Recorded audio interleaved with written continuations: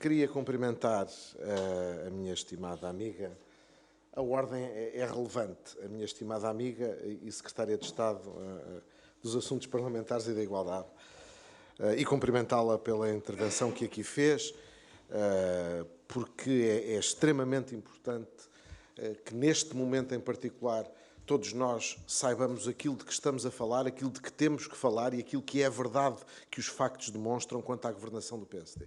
E por isso, estes elementos que temos partilhado ao longo do país com os nossos militantes e com os nossos simpatizantes e com todos aqueles que se querem associar a estas iniciativas, são dados sobre os quais temos que refletir e com os quais cada um de nós se deve identificar, porque só assim poderemos travar esta batalha sabendo exatamente aquilo que fizemos e aquilo que nos podemos orgulhar de ter feito.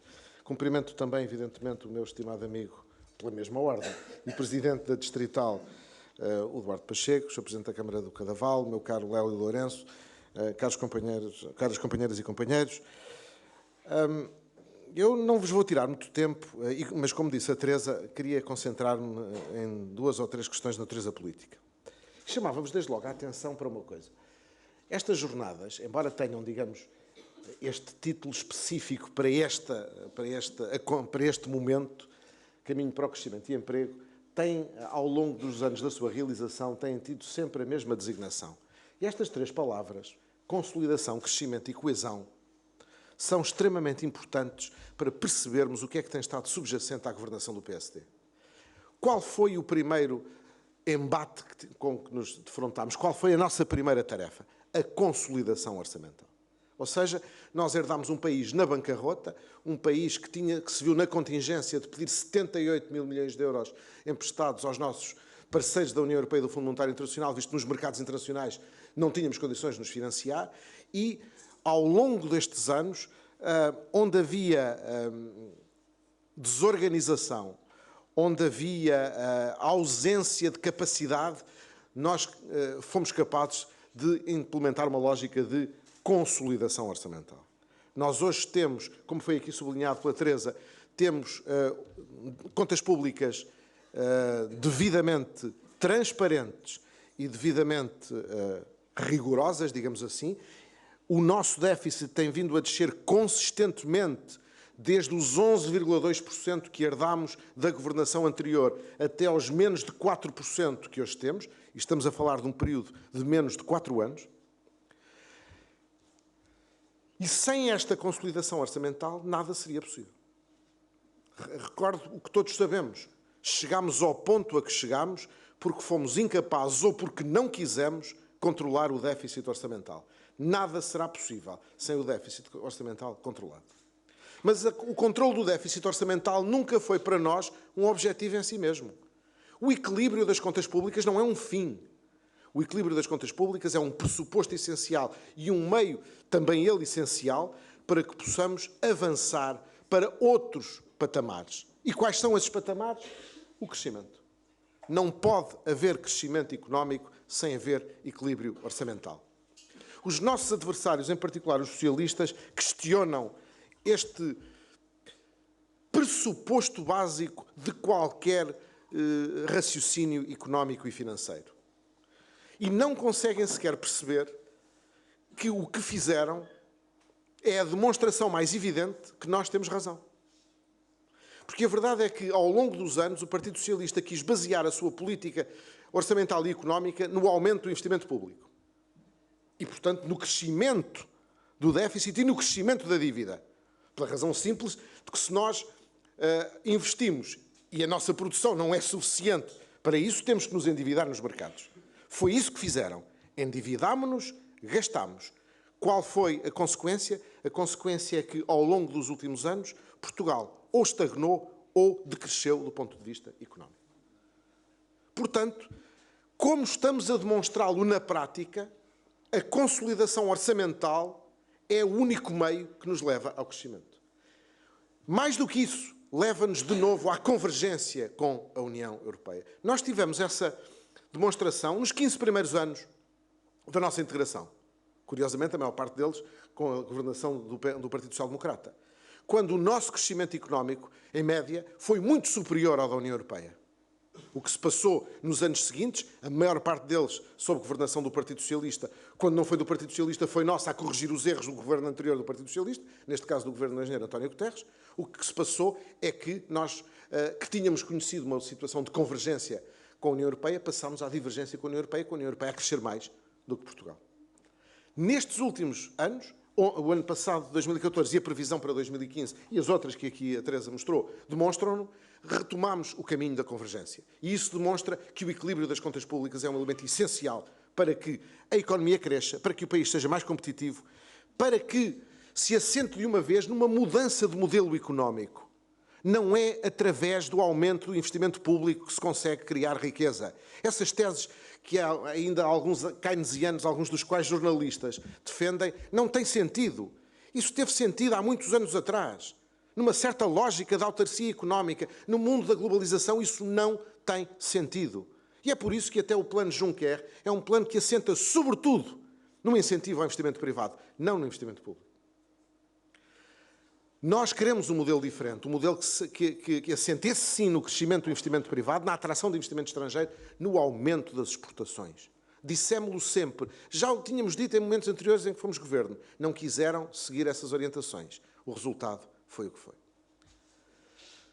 Mas, sociais-democratas que somos, se é verdade que nos preocupamos com a consolidação, porque sem consolidação não há criação de riqueza e, portanto, não há crescimento, não queremos um crescimento a todo o custo. Queremos um crescimento que não esqueça a coesão, nomeadamente a coesão social. E quem diz a coesão social, diz a coesão territorial. Eu só digo a coesão social porque não posso falar tudo aqui. E alguns dos números que a Teresa aqui demonstrou são a prova disso. É que, ao contrário do que dizem os nossos adversários, cresceu significativamente a despesa social nos últimos anos. E porquê? Porque conscientes de que uma política de austeridade indispensável não poderia deixar de ter consequências negativas, sobretudo nos setores mais fragilizados da nossa população, uma política social ativa era indispensável para que esses maiores erros, desculpem, esses maiores desvios provocados pela política que tivemos que implementar, se fizessem sentir, sobretudo nesses que são mais fragilizados. Não tenhamos dúvida de uma coisa, não há austeridade, não é possível haver austeridade sem que as pessoas percam poder de compra, sem que as pessoas sintam dificuldades, sem que haja sacrifícios. Mas a obrigação de qualquer governo, sobretudo de um governo que se diz, e o é, social-democrata, é não esquecer que há quem esteja numa posição especialmente fragilizada e é com esses que temos que nos preocupar em primeiro lugar. Aquilo que se tem passado relativamente, por exemplo, à majoração do subsídio de desemprego no que diz respeito aos casais desempregados. Aquilo que se tem passado com o aumento das pensões mínimas, das pensões rurais. Aquilo que se tem passado e que se passa este ano, por exemplo, com a retoma do rendimento dos funcionários públicos, com a retoma do rendimento dos pensionistas abaixo de 4.600 euros. É a prova, as políticas ativas de emprego, é a prova evidente de que nós tivemos, e orgulhamos-nos de o ter, porque somos assim, uma política de coesão social que permitisse que todos os portugueses pudessem ser, sobretudo os mais necessitados, pudessem ser, tanto quanto possível, auxiliados no momento de grande dificuldade do país. Eu não gosto muito de falar de estatísticas por uma razão simples, porque as estatísticas às vezes nos afastam um pouco daquilo que é a percepção que temos das coisas. Às vezes olhamos para as estatísticas e vemos números. Mas a verdade é que há alturas em que nós temos que olhar para elas. E temos, sobretudo, que olhar para elas, porque, como dizia a Teresa, e muito bem, nós vamos ter eleições daqui a uns meses.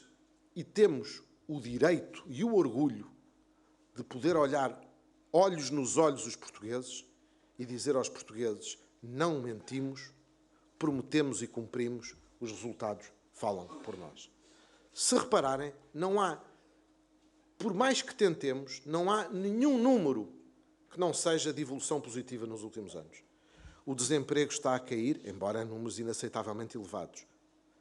Mas eu lembro-me de um político que prometeu 150 mil empregos e que mesmo quando havia uma... Enfim, a desculpa da crise a partir de 2008 é fácil, mas mesmo antes disso, entre 2005 e 2008, o desemprego cresceu em Portugal. Mesmo nessa altura o desemprego cresceu. E, portanto, quando nós dizemos com orgulho que o desemprego que chegou a estar acima dos 17%, já está hoje nos 13,4%, se o INE não se enganou. Pode ser que se tenha enganado outra vez e esteja nos 13,2 ou nos 13,1, esperemos que sim, seria bom sinal. Que o desemprego diminuiu, que há uma criação efetiva de empregos, que as exportações têm níveis que nunca tiveram, que nós estamos a crescer, que o PIB está a aumentar, que as famílias estão a ter maior rendimento, que os indicadores de confiança económica estão a aumentar, que a justiça tem números que demonstram um aumento da sua eficácia, que as listas de espera nos hospitais diminuíram, que o abandono escolar é mais baixo. Não há um número de que não nos possamos orgulhar. Um. E por isso temos todo o direito de ir para as eleições olhando para os portugueses olhos nos olhos e dizendo com orgulho que fizemos o que tínhamos que fazer e fizemos, sobretudo, aquilo que os portugueses mereciam que se fizesse, porque os portugueses merecem um futuro melhor do que aquele que estava perspectivado se perpetuasse a governação que nos conduziu a 2011. Agora, há uma coisa que nós temos que ter muito clara.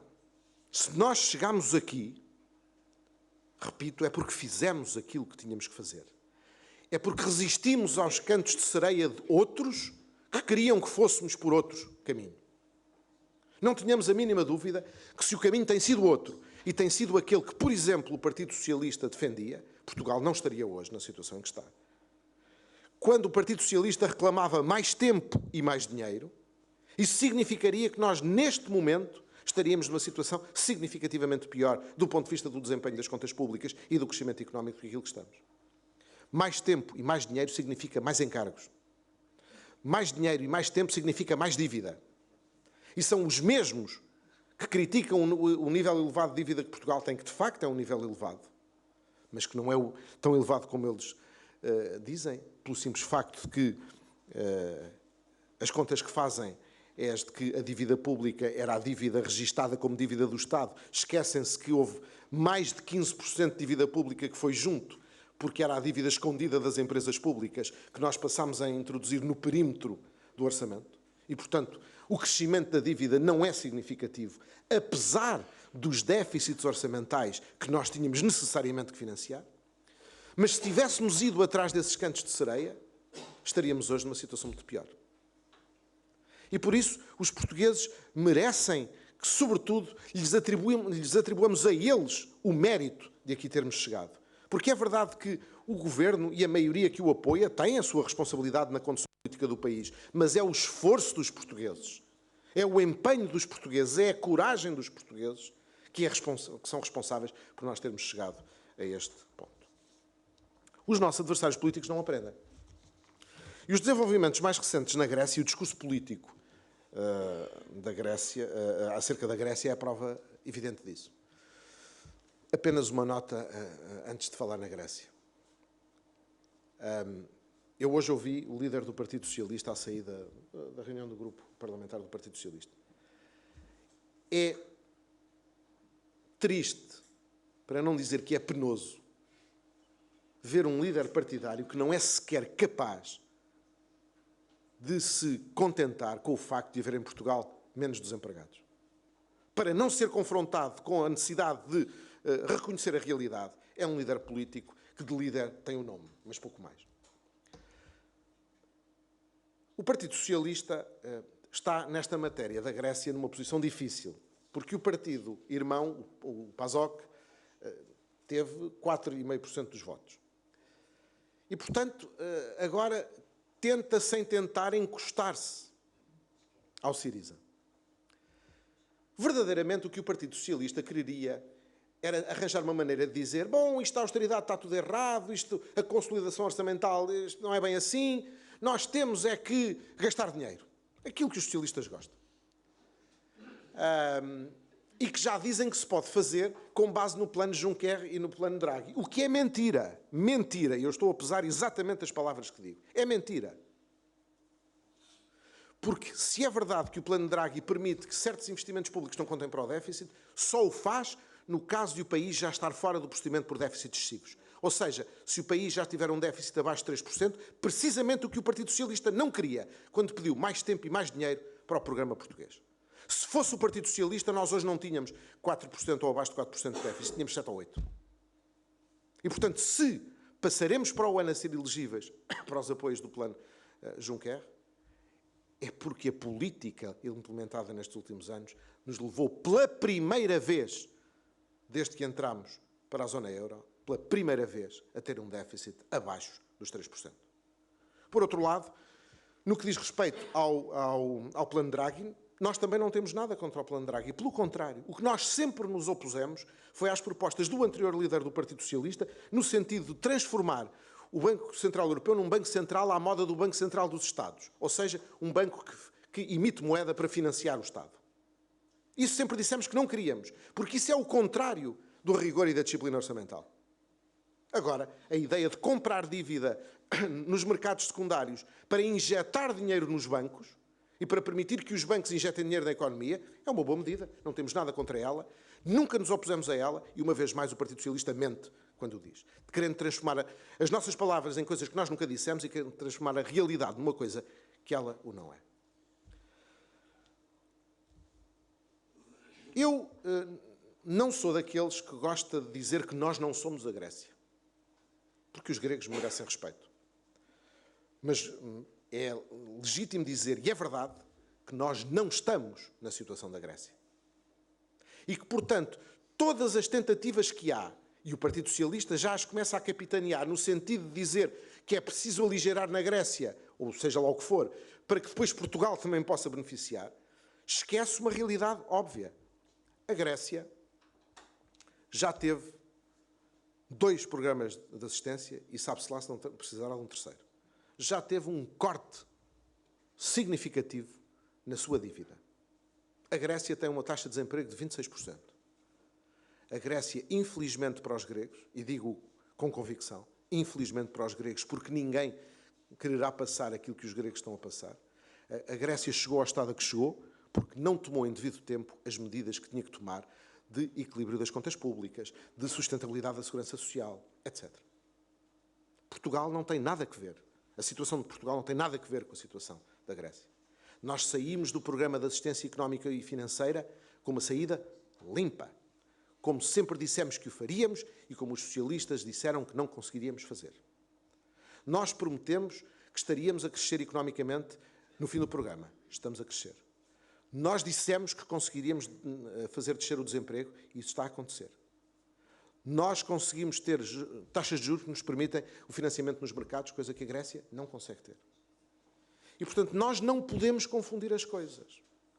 E quando o Partido Socialista ensaia este discurso de que temos que flexibilizar as condições na Grécia para que Portugal também beneficie, embora eles muitas vezes não o digam assumidamente, no fundo estão a dizer que querem voltar ao velho socialismo de sempre. Dê-nos dinheiro para nós podermos gastar.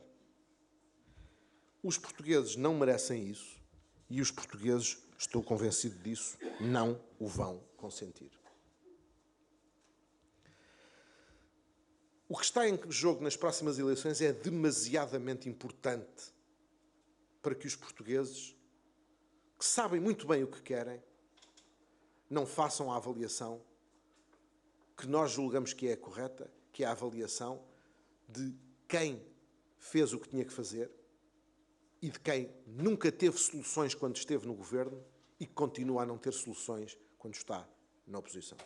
Eu sei que o líder do Partido Socialista está a ensaiar uma tática estranha em política. Eu, desde que me comecei a interessar por política, que sempre achei que a política era um conflito entre perspectivas ideológicas, filosóficas distintas, entre propostas diferentes que permitam ao povo dizer o que é que prefere. Nós temos as nossas. O Partido Socialista, se as tem, devem estar no Banco de Portugal, fechadas à chave, provavelmente. E, portanto, o Partido Socialista parece ter optado por esta teoria do não vou dizer nada, porque, se calhar, se dizer alguma coisa, enfim, conhecem aquela frase da sabedoria popular que eu só vou dizer até meio para não parecer ofendido, para não parecer ofensivo.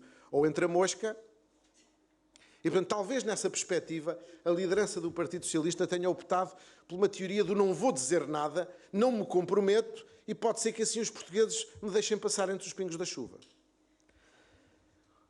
Eu diria, antes de mais, que isso é um desrespeito para os portugueses. Porque os portugueses têm o direito de saber o que é que o Partido Socialista quer. Têm direito de saber o que é que o Partido Socialista que nos conduziu à bancarrota ou quase tem de diferente hoje, quando por acaso é liderado por alguém que foi número 2 do governo do engenheiro José Sócrates e quando saiu do governo do engenheiro José Sócrates continuou a ser politicamente o número 2 do Partido Socialista. Os portugueses têm todo o direito a desconfiar de alguém que no passado fez o que fez e que no presente não demonstra nenhuma vontade de no futuro ser diferente. E por isso, dizia eu, e não vos vou tirar mais tempo, vamos para as eleições com a consciência tranquila, com orgulho do que fizemos, sem chamar a nós os méritos que são dos portugueses, porque sem o esforço dos portugueses nada disto teria acontecido. Mas vamos para as eleições convictos de que as podemos ganhar e que os portugueses saberão, no momento da verdade, escolher entre aqueles que puseram o país na rota do crescimento sustentado e aqueles que levaram o país à bancarrota. Muito obrigado.